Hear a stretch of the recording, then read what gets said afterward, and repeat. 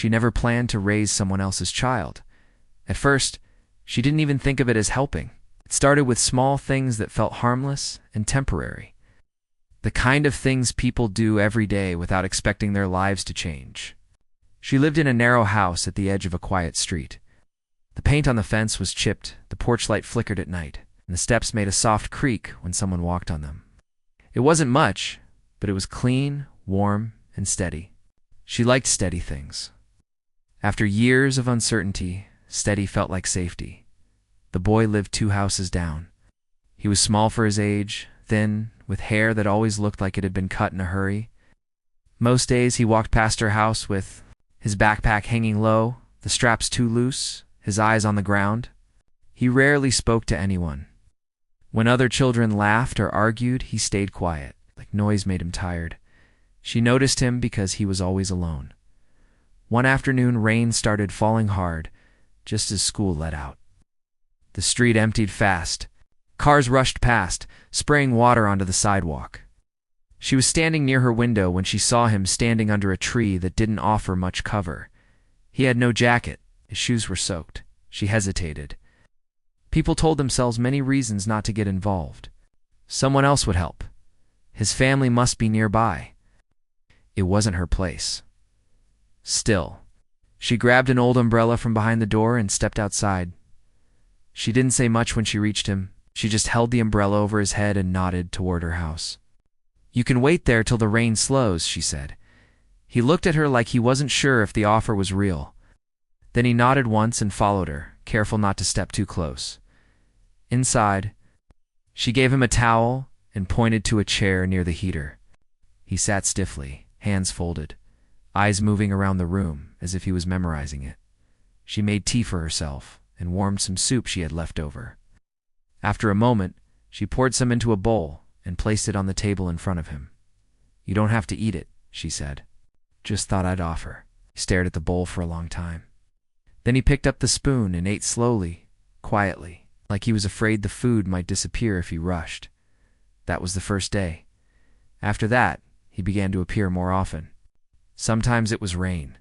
Sometimes it was cold. Sometimes he just stood near her gate, pretending to tie his shoe until she noticed him. She told herself it was temporary. She learned small things without asking many questions. He liked plain food. Loud voices made him flinch. He hated being late for school, even though no one seemed to notice when he was. Sometimes he stayed for an hour, sometimes until evening. Once, when it was very late, she walked him back home. A tired voice said something sharp and impatient. The door closed quickly. They never spoke about that night. Over time, the boy began to talk more. Not all at once, just pieces. Comment about school, question about how to fix a loose button. A quiet laugh when she burned toast and pretended it was on purpose. She never asked about his parents. She didn't want to scare him away. She learned to measure time by his presence. If he arrived early, it meant school ended sooner. If he came late, it meant he had stayed behind, maybe cleaning or waiting for something that never came. She kept an extra toothbrush in the bathroom, extra socks in a drawer. She told herself it was practical. The first time he called her by a name that wasn't her own. She didn't correct him. It slipped out by accident. A word that meant care and safety, a word he probably hadn't used in a long time. His eyes widened as soon as he said it, like he expected her to pull away. She just nodded and handed him his coat. As months passed, people on the street began to assume things. Someone asked if he was her grandson. Someone else said he looked just like her. She smiled politely and didn't explain. At night, when the house was quiet, she sometimes sat at the kitchen table and stared at her hands. They looked older than she felt. She wondered when exactly this line had been crossed. When helping turned into responsibility, the boy grew fast. His voice changed slowly, cracking in the middle of sentences.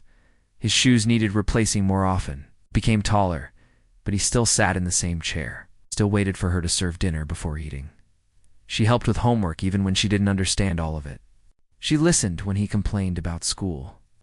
She scolded him when he stayed out too late, and stayed awake until she heard his footsteps. She attended school meetings when no one else showed up. She signed permission slips. She learned which teachers cared and which ones didn't. She never spoke badly about where he came from. She only focused on where he was going. Sometimes, when he slept on the couch after studying too late, she covered him with a blanket and stood there longer than necessary, listening to his breathing. Steady, safe. She told herself she was just making sure he was warm, but there were things she didn't say.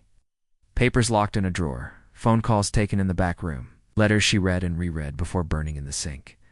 She watched him grow with a quiet fear sitting deep in her chest. Fear that one day someone would remember him. Fear that someone would come and ask questions she couldn't answer. On the outside, life was simple. Mornings started early. Breakfast was quiet.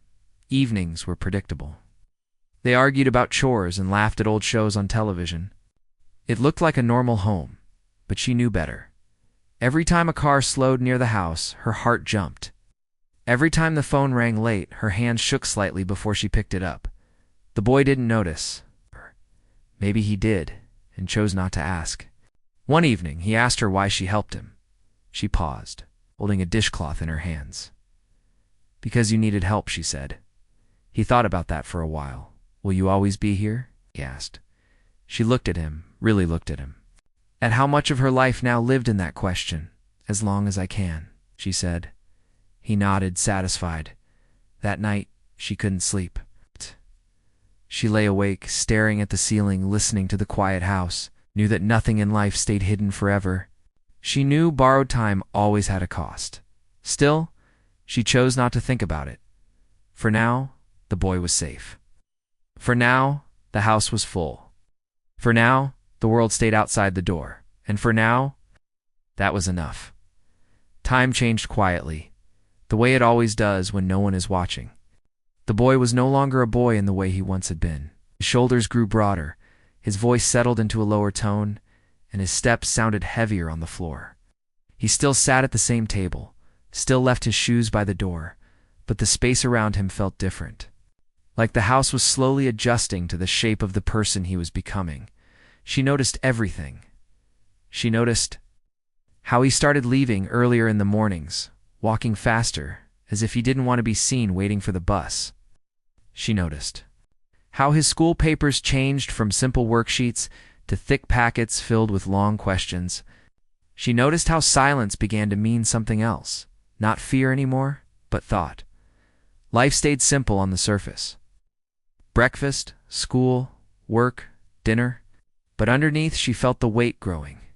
Food cost more. Clothes wore out faster.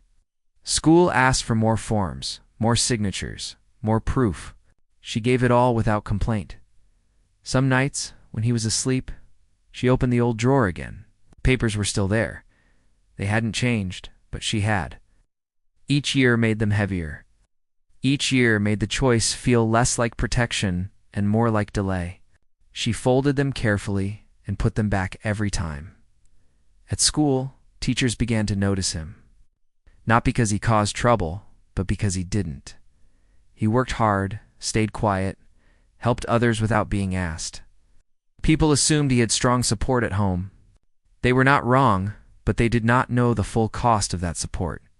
He joined after-school activities, not for fun, but because staying busy felt safer than going back to a place that never truly felt like home before. She encouraged him, even when it meant waiting late into the evening, even when her feet hurt and her eyes were tired. Sometimes, when she picked him up, she saw other parents standing together, talking easily. She stood a little apart, not because she wanted to, but because she felt like she didn't quite belong. She was always aware that her place in his life rested on something fragile. At home, he started asking questions, small ones at first. Why they never talked about his early years, why there were no photos before a certain age, why some people looked at him differently when forms asked for family information. She answered carefully, never lying outright, but never telling everything. "You'll understand more when you're older," she said. He accepted that for a while. He trusted her. But trust doesn't stop curiosity. It only slows it down. One evening he came home quieter than usual. He sat at the table and stared at his hands. "Someone at school asked if you were my real family," he said. Her breath caught for just a second. She kept her voice steady. "What did you say?" He replied, "Because that's what it feels like." She nodded, unable to speak right away. That night she cried in the bathroom with the water running so he wouldn't hear. Not because she was sad, but because she knew love didn't change facts. Facts had a way of returning when least expected. Money was always tight. She worked extra hours. She said no to things she wanted. She learned how to stretch meals and fix broken things instead of replacing them, he noticed, even though she tried to hide it. One day he came home with a job application. "I want to help," he said. She wanted to say no. She wanted to keep him focused on school, on a future bigger than their small street. But she saw the determination in his face. The same determination that had helped him survive long before she entered his life. So she said yes. He worked after school. On weekends, sometimes late. He grew more independent, more aware of the world. And with that awareness came distance. Not emotional distance, but natural space. The kind that comes when someone begins to stand on their own. She felt proud and afraid. There were moments when she almost told him everything, when the words rose to her throat, especially on quiet nights when the house felt too still. But every time, she imagined the look on his face, the confusion, the anger, the questions she couldn't answer, so she stayed silent. One afternoon, she received a phone call that made her hands shake. The voice on the other end asked careful questions. "Too careful," she answered vaguely. She said she didn't know much. She said it had been a long time. When she hung up, she sat down slowly, as if the floor had moved closer. That night, she watched him eat dinner, laugh at something on television. Talk about plans for the future. Plans that included her. Plans that assumed things would stay the same. She smiled and nodded and said all the right things. But inside, she knew time was running out. The world had not forgotten him, and when it came back, it would not ask for permission. The day started like any other. The morning air was cool, and the sky was pale, the kind of color that meant nothing special was supposed to happen. She woke early, as she always did, and moved through the house quietly. She made breakfast, packed food, and checked the clock more times than usual without knowing why. He came into the kitchen rubbing his eyes, hair messy, half awake. "You're up early," he said. "Couldn't sleep," she replied. They ate together in silence. Not an uncomfortable silence, just a familiar one. He talked about school plans, about work later in the evening, about things that mattered to him right now. She listened closely, the way she always had, storing every small detail like it might be needed later, before he left. She reminded him to take his jacket. "I won't be late," he said. "I know," she answered. She stood at the door and watched him walk away until he turned the corner. She didn't know why her chest felt tight. She told herself she was just tired. Late that afternoon, she heard a car slow down outside. At first she ignored it. Cars passed all the time. But this one didn't move on. The engine stayed running, low, steady. She looked through the window. The vehicle was black, large, clean. Too clean for the street it was on. It didn't belong there. Her heart dropped. She didn't move right away. She stood still, listening. The engine stopped. A door opened. Then another. There was a knock. Not loud. Not aggressive. Calm and confident. She already knew who it was before she reached the door. She smoothed her clothes, took a slow breath, and opened it. Two people stood on the porch, both dressed neatly. Their faces were polite, serious, and practiced. They held folders. One of them smiled slightly. "Good afternoon," one said. "We're here to speak with you." She nodded. "I know." They exchanged a glance. They hadn't expected that. "May we come in?" She stepped aside. They sat at the table where she and he had shared so many meals. The place felt smaller with them in it. The air felt heavier. They spoke carefully.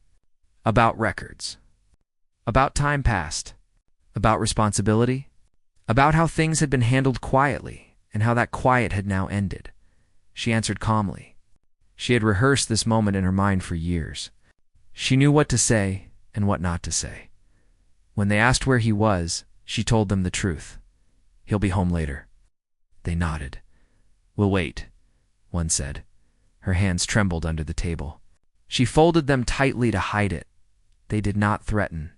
They did not raise their voices. That made it worse. When he finally came home, he noticed the car first.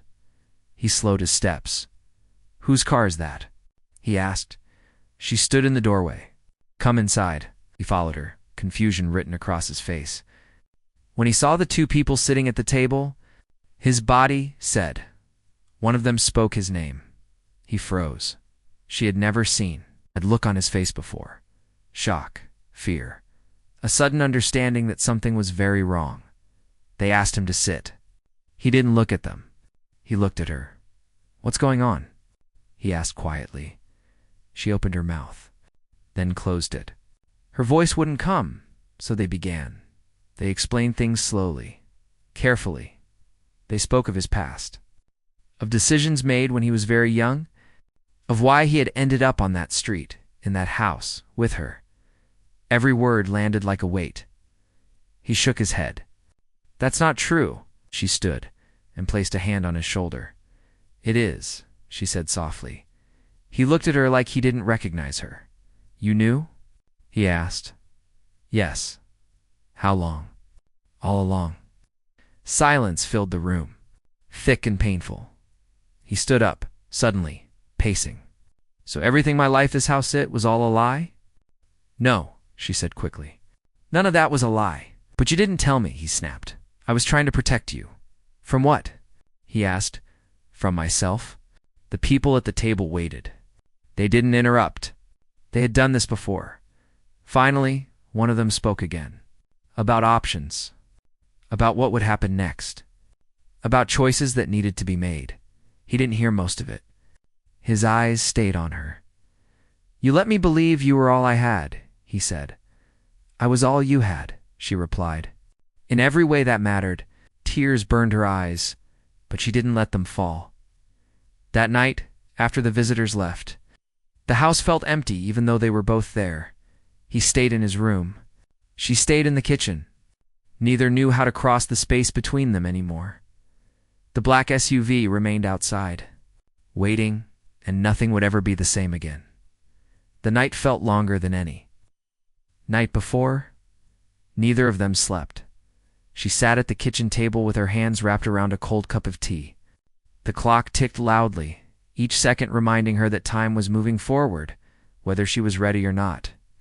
She kept looking toward the hallway, waiting for him to come out, waiting for him to speak or shout or ask something she had no answer for. He stayed in his room with the light off. He lay on the bed, staring at the ceiling, replaying every memory he had ever had. Every meal, every rule, every moment she had said, "Don't worry, or it will be fine." He wondered which moments were real and which ones were built on silence. Morning came quietly. She made breakfast out of habit, eggs, toast, the same way she always had. She set 2 plates on the table, then hesitated. She almost took one away, but she left them both. He eventually came out. His face looked older somehow, tired, guarded. They sat across from each other without speaking.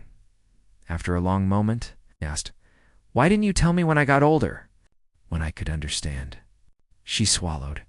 "Because every year you looked happier, and I didn't want to be the reason that stopped."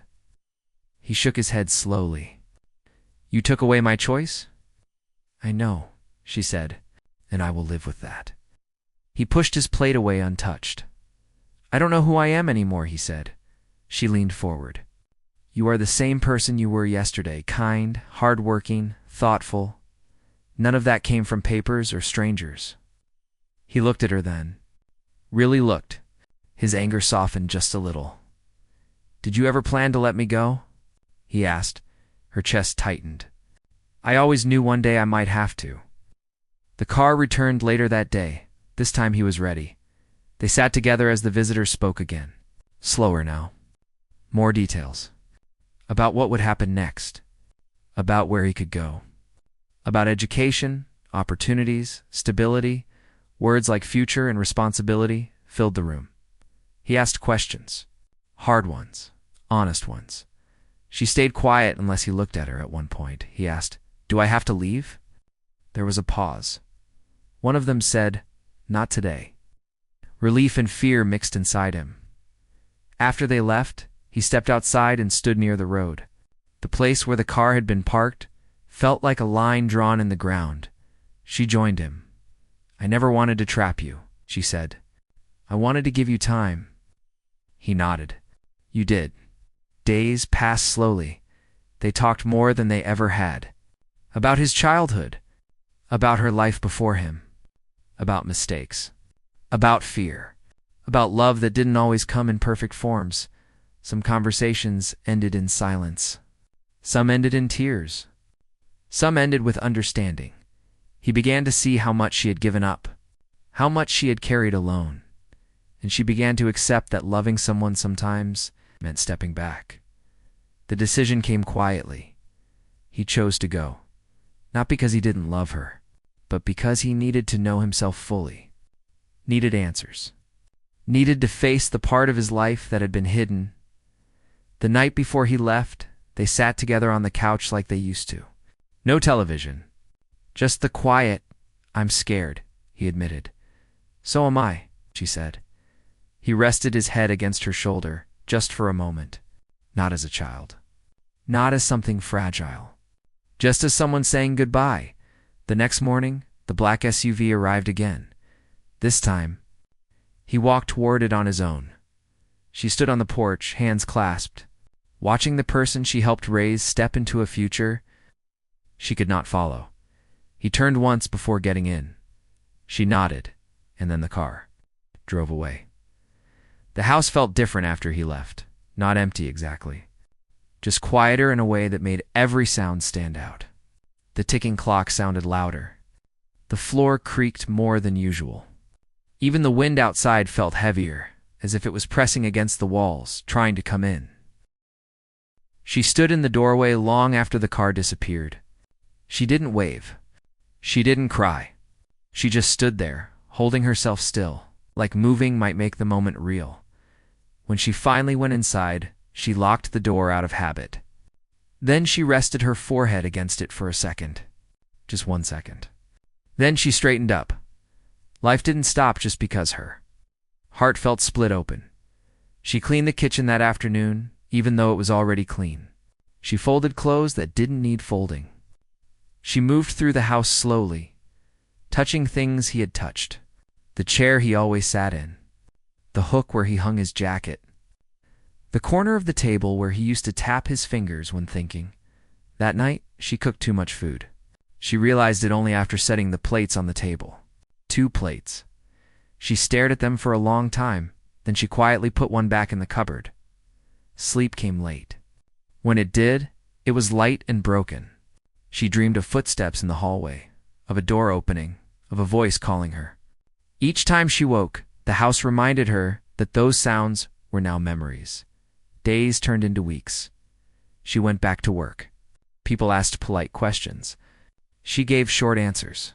She said he was doing well. She said he had opportunities. She said she was proud. All of it was true. The letters started arriving after the first month, not often. Not long, just updates. Careful words. Neutral tone. He wrote about where he was living, about his studies, about adjusting. He didn't write about missing her, but she could feel it in the spaces between sentences. She wrote back every time. She never complained. She never asked him to come home. She told him she believed in him. Sometimes she reread her own letters before sending them, checking that nothing sounded like guilt.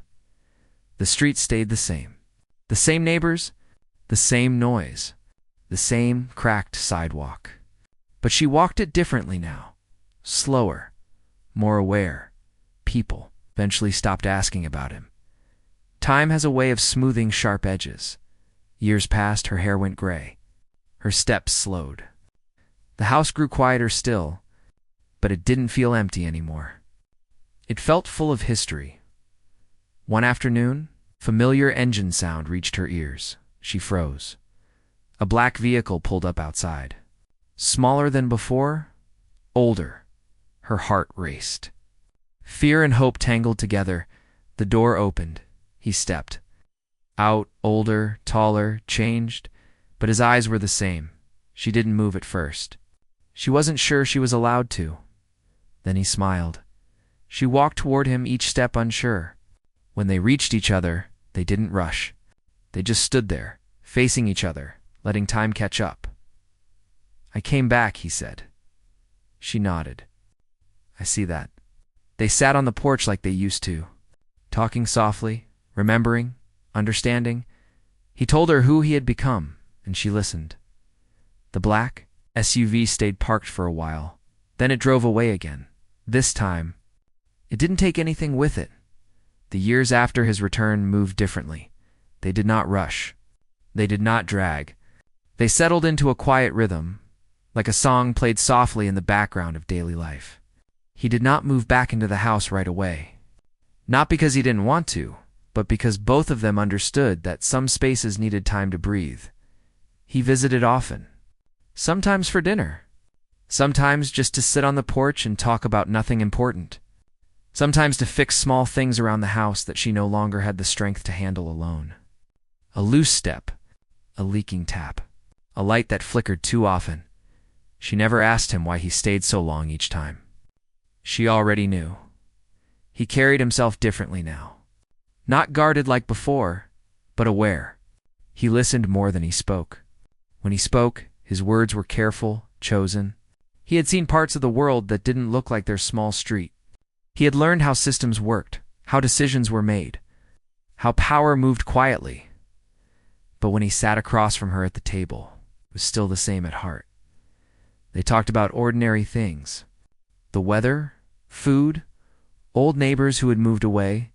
Sometimes, without warning, he asked questions about his childhood. Not accusing questions, curious ones. She answered honestly now. She told him about the fear, about the nights she stayed awake, listening for his breathing, about the choices she made with no guide and no promise they were right. He listened without interrupting. "I know you did your best," he said once. She nodded. That was all she needed. Time left its marks on her body. Her hands shook sometimes. Her steps slowed.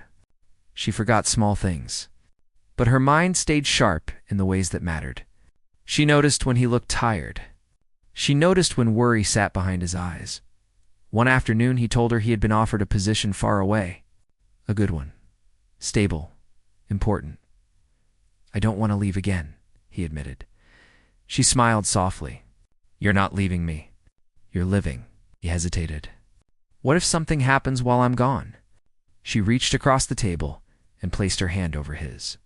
"Then you will have lived honestly. That's all any of us can do." He accepted the position. They adjusted again. Calls replaced visits. Messages replaced porch talks. But the connection stayed strong. If anything, it felt clearer now. No secrets. No fear of discovery. Just truth. Years passed. Her world grew smaller. His grew larger. Yet somehow they remained close. One winter, she fell ill. Nothing dramatic. Just the slow kind of sickness that comes with age. He came home immediately. He stayed longer than planned. They sat together one evening, the house warm, the outside quiet. "Do you regret it?" he asked suddenly. "Regret what?" "Taking me in?" She didn't answer right away. She looked around the room. At the worn furniture, at the faded photos, at the life built from small, quiet choices. "No," she said. "It gave my life meaning." He lowered his head. When the end came, it was peaceful. She was not afraid. He was there afterward. He stood alone in the house, surrounded by silence that felt full instead of empty. He understood then what she had given him. Not just safety. Not just opportunity. But the understanding of what it meant to stay when leaving would have been easier. He kept the house, not as a place to live forever, but as a place to remember. The street never knew the full story. But he did, and he carried it. Forward, the house did not stay silent forever at first. The quiet felt respectful, like the walls themselves understood what had been lost. But as time moved forward, new sounds slowly returned. Not the same ones as before, not footsteps rushing through the hallway or late-night laughter from the living room. These were softer sounds, careful ones. He came back more often now, not because he needed to, but because something inside him pulled him there. The house had become a place where his thoughts slowed down, where the noise of the outside world faded just enough for him to breathe. He kept it clean. He fixed what needed fixing. He didn't change much. The table stayed where it was. The chair by the window stayed in its place. The porch light still flickered, and he never replaced it. Some things didn't need to be perfect to be meaningful. Neighbors noticed him again. They saw him sweeping the porch, sitting on the steps in the evenings, standing quietly at the fence, watching the street like someone watching an old memory play out. Some waved. Some asked polite questions. He answered kindly, but briefly. The full story was not something he felt the need to explain. He carried her presence with him everywhere now, in the way he listened to people, in the way he paused before making decisions, in the way he showed up when others needed help, even when it cost him time or comfort. He saw a young boy on the street one afternoon, small, quiet, standing, lone near a bus stop. Backpack too big for his shoulders? The sight stopped him cold. He didn't approach. He didn't interfere. He simply stood nearby, close enough that the child was not truly alone. When the bus arrived, the boy got on safely, but the moment stayed with him. He realized then that what she had given him was not something that ended with her life. It was something that moved forward, quietly, through him. He began volunteering. Nothing big. Just small acts. Helping people fill out forms, sitting with those who felt ignored, offering time instead of advice. He never told them why he did it. Years passed again. The house became a place people visited. Not often, but sometimes friends, colleagues. Once, a child who asked many questions about everything. He watched that child move through the rooms, curious and open, and he felt something warm settle in his chest. One evening, he sat on the porch as the sun went down, the sky turning the same soft color it had been on. The day everything changed long ago. A black SUV passed by on the road. It didn't slow down, it didn't stop. It was just another car now. He smiled faintly. Some things arrive to take something away. Others arrive to remind you of what you still carry. And some leave without ever needing to return. Life did not become dramatic after that. It became honest. He no longer measured his days by big moments or turning points. Those had already happened. What mattered now were the quiet choices he made every day. The way he spoke to people. The way he listened. The way he stayed when leaving would have been easier. The house slowly changed, though not in ways most people would notice. A new coat of paint on the fence. A repaired step on the porch. A small plant placed near the window where sunlight reached in the mornings. Each change was careful, respectful, like he was asking permission from the past before touching it. He did not rush some evenings.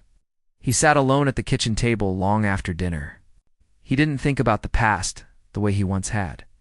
There was no anger left, no confusion, just understanding and gratitude that came quietly, without needing words. People began to rely on him, not because he asked them to, but because he showed up.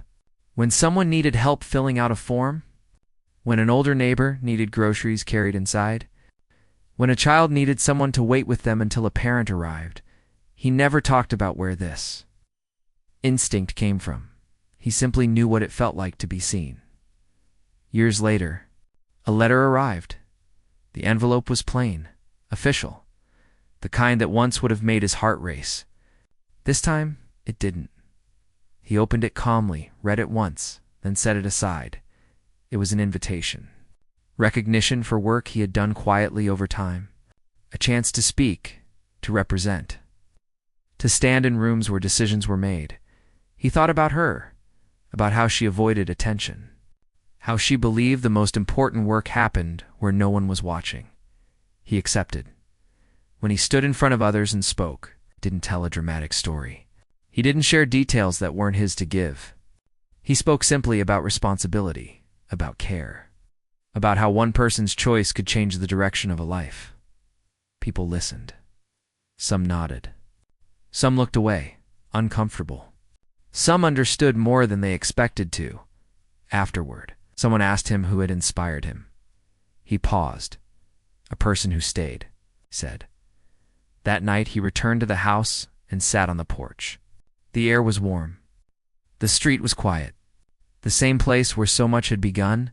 He realized something then. The story was no longer just his. It was moving forward in small ways. Through people he might never meet, through choices he would never see the results of, and that was enough. He stayed there until the porch light flickered on by itself. Just like it always had. By the time he reached the later part of his life, he no longer felt like he was carrying something heavy. For a long time, he had believed his past was a weight he would always feel on his back, something he would have to explain or defend or make sense of. But as the years passed, he realized it had slowly become something else. Not a burden, but a foundation. He woke up most mornings before the sun, not because he had to, but because his body was used to quiet starts. He made coffee the same way every day. He opened the window even when it was cold, letting fresh air move through the room. The house still stood. Older now, worn in places, but strong. Sometimes he thought about selling it. People had suggested it more than once. They said it was too big for one person, that it held too many memories, that it would be easier to start fresh somewhere else. But he knew that was not true. Some places are not meant to be left behind. He spent his days working with people who were often overlooked, not because he felt sorry for them, but because he understood what it felt like to exist quietly. To hope someone would notice without knowing how to ask, he never tried to save anyone. He just stayed present. One afternoon, a young person sat across from him at a desk, nervous hands folded tightly. The questions they asked were not simple ones. They were questions about identity, about belonging, about whether the past could ever stop reaching forward. He listened carefully. You don't have to have all the answers right now, he said. You just have to keep moving honestly. The words surprised him as they left his mouth. He realized they were not new. They were words that had lived inside him for a long time. That evening, he walked back to the house slowly. The sun was low, casting long shadows across the street. The same street where he once stood as a confused young person, watching a black vehicle take him away from the only home he had known. He stopped at the gate and rested his hand on it. There was no sadness there anymore, only understanding inside. The house smelled faintly of old wood and clean air. He sat in the chair by the window and watched the sky change color. Purple, orange, blue. He spoke out loud sometimes now. Not because he expected an answer, but because it felt right. I think I'm doing okay, he said softly. The room did not respond, but he felt peace anyway. As night fell, headlights passed outside. Cars moved through the street without meaning. Without memory, the black SUV had long since become just another shape on the road, and he no longer measured his life by the moment. It arrived, he measured it by all the moments that followed in the later years. His life became quieter, but not smaller. He learned that quiet did not mean empty. It meant settled. It meant nothing was chasing him anymore. No questions he needed to answer urgently. No past he needed to defend. No future he needed to rush toward. He still lived close to the old house, sometimes in it, sometimes near it. It depended on the season and on how his body felt. Age had started to make its presence known. His knees ached in the cold. His hands stiffened in the mornings. But his mind remained clear. People still came to him for advice, not because he presented himself as wise, but because he listened without judgment. When people spoke to him, they felt like they were being heard for the first time. That was something he had learned long ago, sitting quietly at a kitchen table across from someone who cared enough to stay. He never corrected people when they assumed things about his past. Some thought he came from privilege.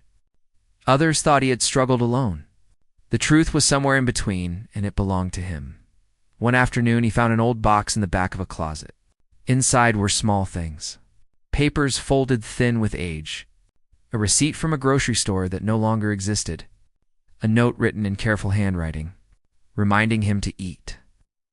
Well, and sleep enough, he sat on the floor for a long time holding that note. It did not make him cry. It made him smile. He realized then that love did not need to be loud or dramatic to last. It could live quietly inside routines, inside small reminders, inside the way someone shows up every day without being asked.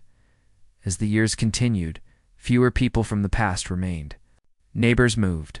Streets changed. Buildings were replaced. But the feeling of that house stayed with him wherever he went. Sometimes children played on the sidewalk outside. Their laughter drifted through the open window. He watched them from a distance, not with sadness, but with hope. He knew that somewhere, in some small way, the care he had received was moving forward through him into the world, toward the end. When his steps grew slower and his nights longer, he spent more time sitting quietly, watching light move across the walls, listening to the sounds of the street. One evening, as the sun set, a familiar sound passed by. A black vehicle. It did not stop. It did not slow. It was just another car. He closed his eyes and took a deep breath. The story had come full circle. Not with noise, not with drama, but with peace. In the final stretch of his life, he began to notice how gently things arrived and left. Nothing announced itself anymore. Days did not come with urgency. Nights did not carry fear. Everything moved at a pace that felt right. Like the world had finally agreed to walk beside him instead of pulling him forward. He woke one morning and realized he no longer thought about the past every day. Not because it had faded, but because it had settled into him. Like a memory that no longer asked to be understood, only respected. He still kept the old house close. Sometimes he stayed there for weeks at a time. Other times, he stayed elsewhere and visited only when he felt drawn back. The house did not demand anything from him. It waited patiently, just as someone once had. On quiet afternoons, he sat by the window and watched people pass. New faces. New lives. People who had no idea what that place had held, what choices had been made inside its walls that felt right. Some stories are not meant to be told out loud. He spent more time writing now. Not for publication, not for recognition. Just small notes, thoughts, moments he didn't want to forget. He wrote about ordinary days, about conversations that meant something, about the way kindness often appeared without warning. One entry simply said, "I was not alone when it mattered. That was enough." Occasionally, someone younger would sit across from him and ask how he learned to live without regret. He never answered directly. He talked instead about patience, about staying when things were unclear, about choosing care even when it came with risk. He never mentioned the car, or the secrets, or the fear. He didn't need to. One late afternoon, he returned to the house and noticed the porch light was out. He replaced it carefully, standing steady despite the ache in his legs. When it flickered on again, he felt a quiet satisfaction. Some things deserved to keep shining. As evening came, he sat on the steps and watched the sky darken. The streetlights came on one by one. The neighborhood hummed with distant life. He rested his hands on his knees and breathed deeply. "I did what I could," said softly. The air held the words without judgment. Later that night, he lay down and slept easily. There were no dreams he needed to wake from, only rest in the final season of his life. The world felt softer, not smaller, not faded, just quieter in a way that allowed him to notice things he once rushed past. The way morning light moved slowly across the wall, the sound of birds settling before night, the rhythm of his own breathing when everything else grew still. He no longer counted years. Days were enough. He spent more time alone now. It felt complete. Every important conversation had already been had. Every hard truth had already been faced. What remained was presence. Sometimes he walked through the old house room by room, not searching for anything, just remembering. Each space held something gentle, a laugh that once lived there, a quiet argument that ended in understanding, a moment of fear that later turned into strength. The house had aged with him. Its walls carried marks from years of living, scratches near doorframes, faded paint where sunlight had touched it again and again. It was not perfect, and neither was he. That felt right. On one calm afternoon, he found himself sitting at the same kitchen table where so much of his life had unfolded. The chair across from him was empty, but it did not feel so. He placed his hands on the table and closed his eyes. "I'm still here," he said quietly. The words were not sad. They were grateful. He thought about how one person's choice to stay had shaped everything that followed.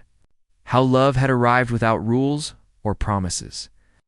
How protection sometimes looked like silence, and how truth, when it finally came, had not destroyed him. It had freed him. In the weeks that followed, his body slowed further. He accepted help when it was offered. He let people care for him the way he had learned to care for others. One evening, someone asked him if he had been afraid at the end. He shook his head. "I've already lived through the hardest part," he said. Everything after that was a gift. As night settled, he rested easily. The street outside was calm. A few cars passed. None stopped. None needed to. The black SUV was only a memory now, and even that memory had softened into something gentle. He closed his eyes with no finished thoughts, no regrets, only peace.